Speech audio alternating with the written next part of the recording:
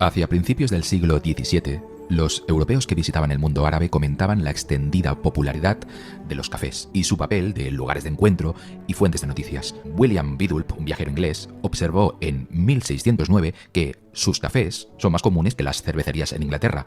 Si se produce cualquier noticia, es allí donde se comenta.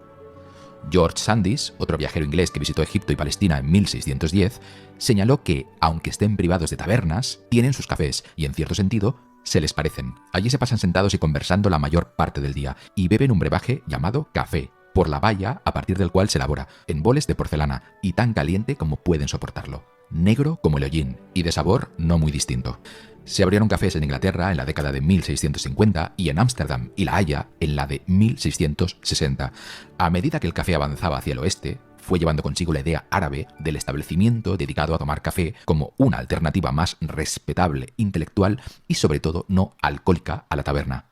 El café parecía diseñado a la medida del Londres de las décadas de 1650 y 1660. Los primeros cafés aparecieron durante el gobierno del puritano Oliver Cromwell. Los cafés ingleses nacieron en esa época puritana como una alternativa más respetable y decorosa a las tabernas. Estaban bien iluminados, adornados con anaqueles para libros, espejos, cuadros con marcos dorados y buenos muebles, en contraste con la penumbra y la sordidez de las tabernas donde se servía alcohol. En 1663, la cifra de cafés de Londres ya ascendía a 83. Muchos de ellos resultaron destruidos en el gran incendio de Londres de 1666, pero en su lugar surgieron más aún, y hacia finales de siglo había centenares.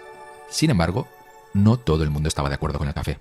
Además de los taberneros y vinateros, que tenían motivos comerciales para oponerse claramente al café, entre los enemigos de la bebida se contaban aquellos médicos que creían que el café era nocivo para la salud y los comentaristas que, haciéndose eco de las críticas árabes, se declaraban preocupados porque los cafés fomentaban la pérdida de tiempo y la charla trivial a expensas de actividades más importantes.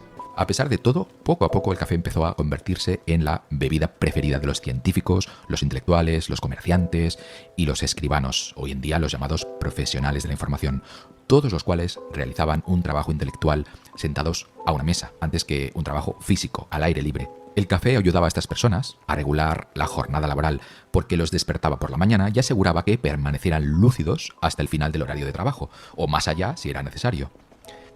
El café era servido en establecimientos además que eran tranquilos, sobrios y además muy respetables, lo que fomentaba la conversación educada y la tertulia y proporcionaba un foro para la educación, el debate y la superación personal.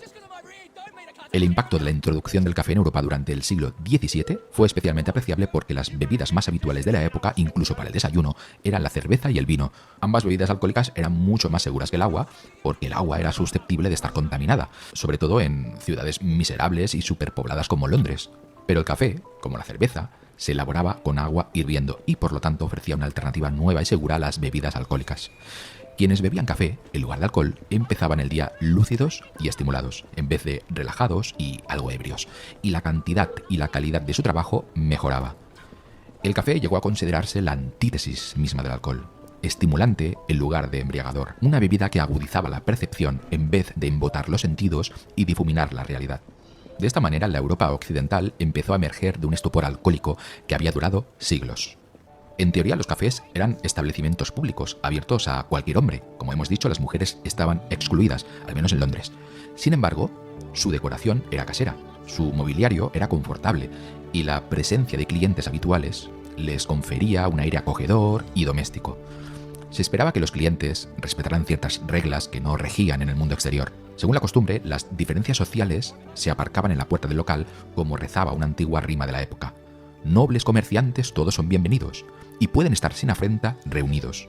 La práctica relacionada con el alcohol de brindar a la salud de otras personas estaba terminantemente prohibida y cualquiera que incitara a una pelea debía disculparse invitando a un bol de café a todos los presentes.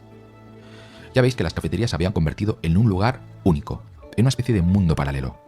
Los cafés de esta manera se fueron convirtiendo en centros de autoeducación, de lucubración literaria y filosófica, de innovación comercial y en algunos casos, lugares de agitación política. Cuando el café se popularizó en Oxford y los locales que lo ofrecían empezaron a multiplicarse, las autoridades universitarias trataron de frenar el fenómeno, básicamente por la preocupación de que el café pudiera fomentar la holgazanería y distrajera de sus estudios a los miembros de la universidad. Por ejemplo, Anthony Booth, un cronista de la época, se contaba entre los que criticaron el entusiasmo por la nueva bebida. Decía: ¿Por qué decae el saber sólido y serio? Y pocos o ninguno lo buscan ya en la universidad. La respuesta es por culpa de los cafés, donde pasan todo su tiempo. Sin embargo, los enemigos del café no podrían haber estado más equivocados, porque los cafés se convirtieron en populares centros de tertulia académica, sobre todo entre quienes se interesaban por el progreso de la ciencia o filosofía natural, como se conocía para aquel entonces. Lejos de desalentar la actividad intelectual, el café la fomentó de manera activa, y tanto es así, en ocasiones llamaban a los cafés universidades a penique, puesto que cualquiera podía entrar en ella y sumarse a la conversación por un penique o dos, que era el precio de un bol de café. No existe universidad de mayor excelencia, pues por un penique puede ser una eminencia.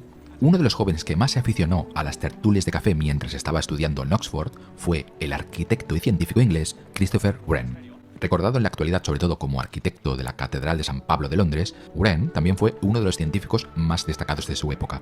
Poco a poco, Wren se había acostumbrado a exponer sus ideas a los demás en los cafés, así como a escuchar las ideas de los otros. Y cualquier persona podía entrar y salir de aquellos establecimientos, estuviera o no vinculado a la universidad. Junto a otros colegas, como Robert Boyle o Robert Hooke, llegaron naturalmente a la siguiente conclusión. Si aspiraban a aprender mejor cómo funcionaba el mundo, debían plegarse a una máxima elemental. Es decir, no hay que creerse lo que uno no puede demostrar que es cierto, y sobre todo, demostrar por qué es cierto. Estas personas sabían que el ser humano tenía una evidente tendencia a ser acrítico con sus creencias. Si alguien creía que algo era cierto, resultaba muy difícil que se autoexaminara y evaluara las evidencias y finalmente empleara la razón para averiguar si dicha creencia se sostenía o no. Así que inventaron una forma revolucionaria para someter las creencias de cualquier persona.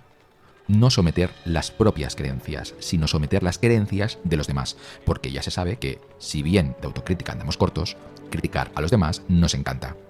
De esta manera fue como Hooke, Boyle y Wren se comprometieron a adquirir conocimientos nuevos a través de medios experimentales y a exponer, sobre todo, los descubrimientos de unos y otros para que el ojo ajeno descubriera errores e inconsistencias. Fue así como a los tres se les ocurrió la idea de fundar una institución abierta, descubierta y a merced de la crítica, algo bastante pionero para la época. Llamaron a esta institución Colegio Invisible, porque, a diferencia de lugares como Oxford o Cambridge, no tenía una ubicación física. Era una especie de internet. El colegio existía solamente en la mente de los científicos y se plasmaba en la naturaleza de sus colaboraciones y críticas mutuas dentro de los cafés. Fue en este contexto, de hecho, donde Robert Boyle, llamado el padre de la química moderna, ayudó a establecer muchas de las normas sobre las que se apuntala el método científico actual, especialmente cómo debían llevarse a cabo los experimentos. El lema del grupo era Nullius in verba, es decir, no confíes en la palabra de nadie. Cuando alguno de sus integrantes anunciaba el resultado de un experimento cualquiera, los otros no solo querían saber cuál había sido el resultado, sino sobre todo cómo se había efectuado el experimento, de modo que sus afirmaciones pudieran ser puestas a prueba en otra parte distinta. Los filósofos de la ciencia llamaron a esta condición falsabilidad. Las afirmaciones que carecían de falsabilidad eran vistas con gran escepticismo. Esta mezcla de trabajo colaborativo y competitivo, de claridad expositiva, de crítica que funcionaba como autocrítica, fue la responsable de que en pocos años se llevara a cabo asombrosos progresos en química, biología, astronomía y óptica.